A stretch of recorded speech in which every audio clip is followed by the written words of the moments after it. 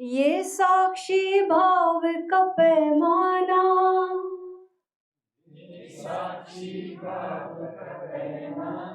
सबको ओशो का नजराना।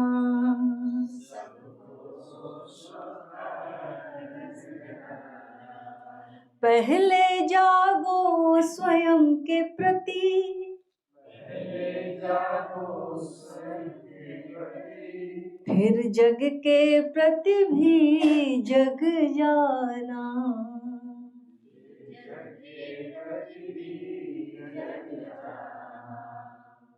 कितना अच्छा गाते हैं आप सब लोग। अब एक साथ फिर से इसी लाइन को गाएंगे हैं। ये साक्षी भाव का पैमाना, ये साक्षी भाव का पैमाना, सबको शोका नजराना, सबको शोका नजराना। पहले जागो स्वयं के प्रति, पहले जागो स्वयं, फिर जग के प्रति भी जग जाना।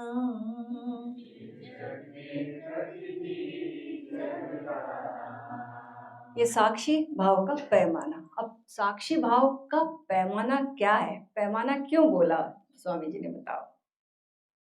क्योंकि साक्षी भाव में प्रेम मिला हुआ है। ओशो का साक्षी भाव धन प्रेम, लविंग अवेयरनेस जो कि हम कर रहे हैं। और जब साक्षी में प्रेम जुड़ता है, जब होश में प्रेम जुड़ता है, तो भीतर एक खुमारी पैदा होती है, एक नशा पैदा होता है, क्योंकि एक लगन लगी रहती है। और उस नशे का पैदा होना, इसलिए ये गीत की लाइन है कि ये साक्षी भाव का पैमाना, सबको ओशो का नजराना। हम लोगों के लिए बहुत ही अनूठी देन ओशो ने दी है कि लविंग अवेयरनेस। साक्षी सूखा सूखा है, प्रेम थोड़ी बेहोशी है उसमें, लेकिन जब साक्षी और प्रेम जुड़ जाता है तो जीवन धन्य हो जाता है। इसलिए साक्षी भाव का पैमाना, हम सबको ओशो का नजराना। फिर ये कैसा पैमाना है? पहले जागो स्वयं के प्रति। कल अपन ने बात की थी ना लविंग अवेयरनेस की, पहले स्वयं के प्रति से प्रेम शुरू होता। ठीक जागरण ऐसे ही, पहले जागो स्वयं के प्रति। स्वयं में हम क्या हैं? हम शरीर हैं। हम शरीर के अलावा क्या है? मन है। मन के अलावा क्या है? हृदय है। हृदय के अलावा क्या है? हृदय के पार, तन मन हृदय के पार हमारा जो होना है, वहां तक जाना है, उस शून्य आकाश तक जाना, वो स्वयं। लेकिन वो शून्य आकाश तक जाने की विधि ओशो ने दी है, प्रेम धन होश, होश धन प्रेम, दोनों को मिलाकर चलना है। ये साक्षी भाव का पैमाना, सबको ओशो का नजराना। पहले जागो स्वयं के प्रति, फिर जग के प्रति भी जग जाना। अगर हम सीधे जग के प्रति, सर्व के प्रति, सबके प्रति जागने की कोशिश करेंगे तो बात नहीं बनेगी। एक पेड़ ऐसा है जो कि भूमि से पोषण नहीं ले रहा है, तो वो दूसरों को फल फूल नहीं दे सकता है, दूसरों को छाया नहीं दे सकता है। हम कोशिश जरूर करेंगे दूसरों पर ध्यान देने की, दूसरों पर प्रेम करने की, लेकिन हम देना तो चाहते हैं, लेकिन हमारे पास वो अवेयरनेस तो हो देने की, तब तो हम दे पाएंगे। हमारे पास कुछ हो देने के लिए, तब तो हम दे पाएंगे। इसलिए पहले जागरण स्वयं के प्रति से शुरू होता। जब ये जागरण स्वयं को पहचान लेता है तो पता चलता दूसरा कोई तो है ही नहीं, ये स्वयं का ही फैलाव है। और फिर सबके प्रति बहुत प्रेम उमड़ता है। शुरुआत में प्रेम पहले हमने ध्यान किया, होश से भरे। उसके बाद जब हम लोगों से मिले तो लोगों पर वही आनंद जो है वो बढ़ता है। तो शुरुआत प्रेम से है, उसके बाद ये प्रेम शुद्ध अहिंसा बन जाता है, करुणा बन जाता है। पहले जागो स्वयं के प्रति, फिर जग के प्रति भी जग जाना। होश रहे तल्लीन रहो, सदा प्रेम में लीन रहो, खोजो भीतर का खजाना। होश, वही बात है, होश भी रहे और तल्लीनता भी रहे, लीनता भी रहे, खोजो भीतर का खजाना। लाओत्सु ने 3 ट्रेजर की बात की है। पहला ट्रेजर प्रेम, वो कहता कि प्रेम को संभालना। कौन से 3 खजाने जिसको संभालना? पहला खजाना प्रेम, इसको संभालना है। इसको कैसे संभालेंगे? होश के द्वारा, साक्षी के द्वारा प्रेम को संभालना है। एक गीत की लाइन याद आ रही थी, याद आते आते रह जा रही है। साथी हरदम साथ रहेंगे, इसके भरोसे मत रहना। अपने हमेशा अपने रहेंगे, इसके भरोसे मत रहना। इसको सींचना पड़ेगा। तो ये प्रेम को संभालना है। प्रेम को ध्यान से संभाला जाता है, होश से संभाला जाता है। और दूसरा खजाना जो है वो अभय। कैसे हम अभय को उपलब्ध हो? निर्भय नहीं, निर्भय जो है वो तो उसको तो डर है ही, लेकिन वो डर को दमन करके और दिखा रहा मैं तो बिल्कुल शेर हूँ, लेकिन भीतर बिल्कुल भीतर कपकपी है। उसको छुपाने के लिए वो बता रहा कि मैं तो दादा हूँ एकदम। लेकिन वो निडर की अवस्था इसकी बात नहीं कर रहे। भीतर भय नहीं रहा, भीतर भय नहीं रहा। कब नहीं रहेगा? कब नहीं रहेगा भय? जब हम अपने भीतर अमृत को जान लेंगे। ऐसा हमारे भीतर है जिसको कोई कभी नष्ट नहीं कर सकता। तब फिर निर्भयता, अभयता आएगी। तो दूसरा खजाना जो है अभय, भीतर अभय का खजाना, उसे संभालो। तो उसको संभालने के लिए अपने भीतर वो जो हमारा स्वरूप है, साक्षी के माध्यम से, प्रेम के माध्यम से हम अपने अंतरतम में जाते हैं। और उस अमृत स्वरूप को जब हम पाते हैं, तब वो अभय का खजाना हमें मिलता है। इसको संभालना है। प्रेम का खजाना, अभय का खजाना। तीसरा वो बोलता महत्वाकांक्षा मत करो। 3 ट्रेजर्स हैं लाओ त्सु के। तीसरा महत्वाकांक्षा नहीं करना। जब जब जो महत्वाकांक्षा करेगा वो प्रेम नहीं कर सकता। जो महत्वाकांक्षा करेगा वो भयभीत ही रहेगा हमेशा, उसको पार ही नहीं कर सकता। महत्वाकांक्षा मत करना, यानी आप अपनी यूनिकनेस में जियो, अपने स्वधर्म में जियो।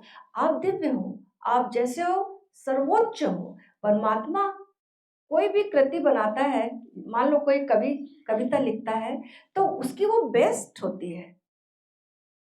कोई पेंटिंग बनाता है तो उसे वो प्यार करता है। तो परमात्मा हमें प्रेम करता है तो हम सर्वोच्च हैं। तो किस चीज की महत्वाकांक्षा? यूनिकनेस को अपनी पहचानो। हम अद्वितीय हैं, हम बेजोड़ हैं। कौन कौन से 3 खजाने?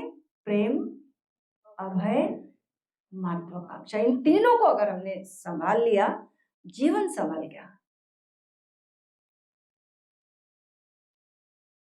होश रहे तल्लीन रहो,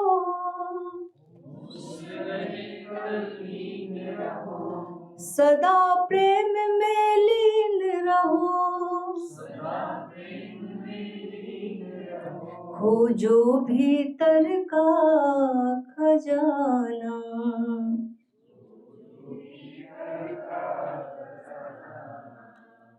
दुनिया को स्वीकार करो, खुद से भी तो प्यार करो,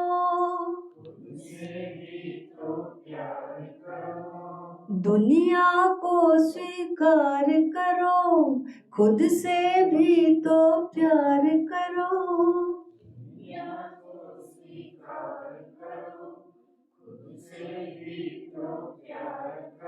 सम्यक दृष्टि को अपनाना,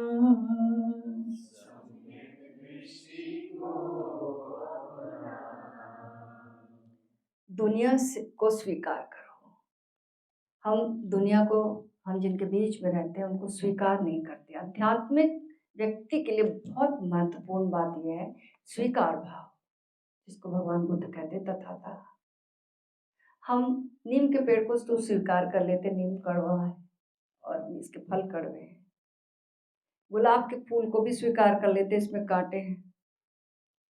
लेकिन बदलते मौसम को भी स्वीकार कर लेते, भाई ये मौसम ऐसा ही है।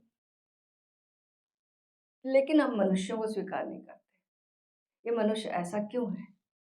दूसरों को हम स्वीकार नहीं कर पाते, और जब तक हम स्वीकार नहीं कर पाते हम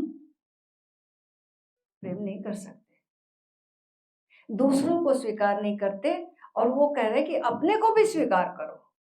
ना तो हम दूसरे को स्वीकार कर पाते, ना हम अपने को स्वीकार कर पाते हैं।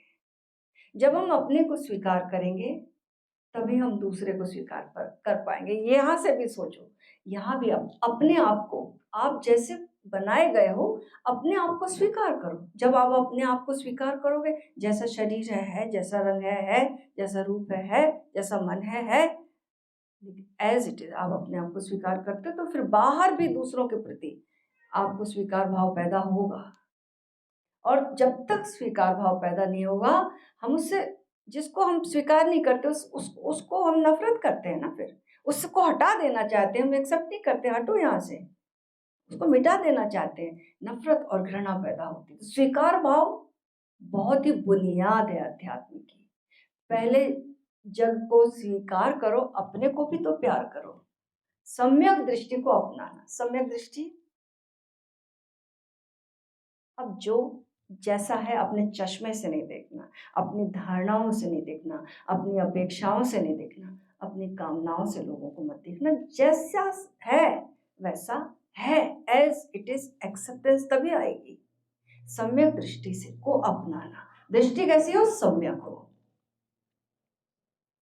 तन मन को मंदिर माना, द्वार इंद्रियों को जाना।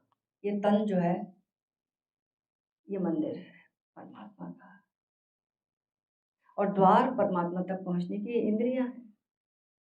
इससे दुश्मनी नहीं साधना है, ये मंदिर है। अच्छा, कुछ लोग हैं जो मंदिर को सफाई में ही लगे रह जाते हैं, सारी जिंदगी निकल जाती है इसी में। मंदिर की सफाई में ही नहीं लगे रहना है, और मंदिर को अवॉइड भी नहीं कर देना कि उसको नकार दिया कि इसकी क्या जरूरत है। नहीं, ये मंदिर है, और इस मंदिर तक इस इंद्रियों के माध्यम से जाना है। जो इंद्रियां हमें बाहर ले गई थी, वही इंद्रियां अपने भीतर आने का द्वार बन गई।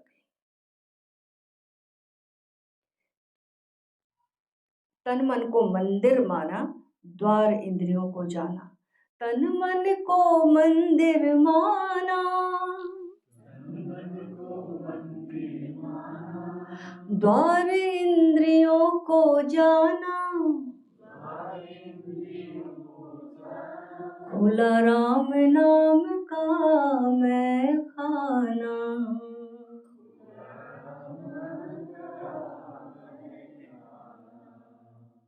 जब हम इस मंदिर में तन मन की इंद्रियों के माध्यम से भीतर आते हैं, तो यहाँ हम पाते हैं राम नाम गूंज रहा है, और इसको पीने से, इसको इसमें डूबने से एक खुमारी पैदा होती है, जिसको कि नानक कहते हैं, नानक सुन्न समाधि में, नहीं सांझ नहीं भोर, ऐसी स्थिति प्राप्त हो जाती है। बियॉन्ड टाइम, समय के पार।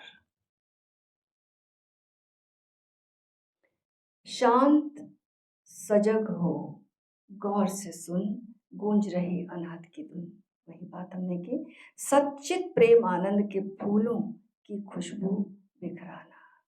एक बार स्वामी जी काठमांडू में आए हुए थे, और उनसे किसी ने पूछा कि उपनिषद के ऋषियों में सच्चिदानंद कहा है, परमात्मा की परिभाषा, आप इसमें कुछ संशोधन कर सकते हैं? तो उन्होंने कहा, निश्चित रूप से एक चीज और जोड़नी पड़ेगी, प्रेम की इसमें कमी है, तो हमें सच्चित प्रेमानंद कहेंगे तो बात बिल्कुल ही बदल जाएगी। तो सच्चिदानंद, सच्चित प्रेमानंद, हमारा परमात्मा सच्चित प्रेमानंद है ना। प्रेम के बिना सब कुछ अधूरा है। फिर से लास्ट लाइन, ये साक्षी भाव का पैमाना, ये साक्षी भाव का पैमाना, सबको शोका नजराना।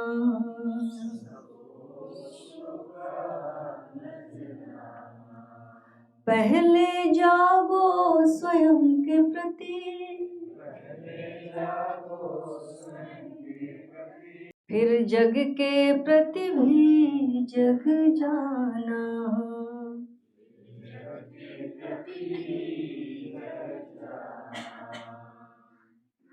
सतनाम सतनाम सतनाम जी, वाहे गुरु जी। सतनाम सतनाम सतनाम जी, वाहे गुरु जी।